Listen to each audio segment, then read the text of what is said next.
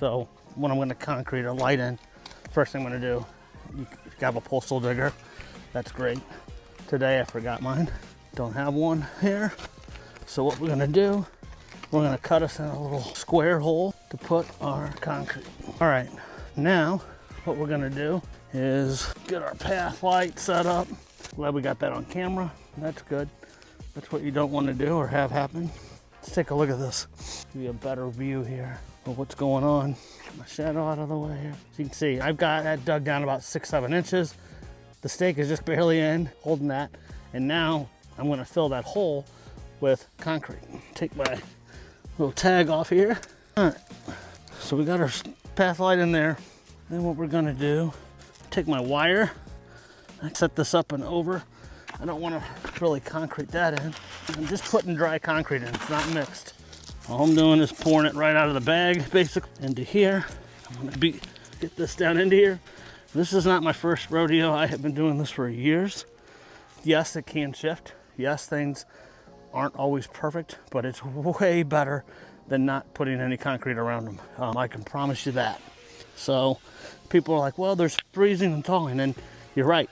Things are gonna freeze and things are gonna thaw, depending on your area, and things are gonna shift, but it does do a really good job of just anchoring it down. You can even put a form around this if you want to be, but I'm doing this with the least amount of expense and effort's pretty easy here. But like I said, I've been doing it for years where I just pour it straight into the ground like this, and I come back and I'm gonna pour some water on this here in a second, and it hardens up and makes a really good foundation. Now we got some water. Now we're just gonna pour some water in here, just a little bit, not a lot. Probably let that hit in there. I'm gonna go do some other ones real quick, come back to this, but I'm not putting a bunch of water in there. Back here, dump a little more water in, not a lot, just a little bit, there we go.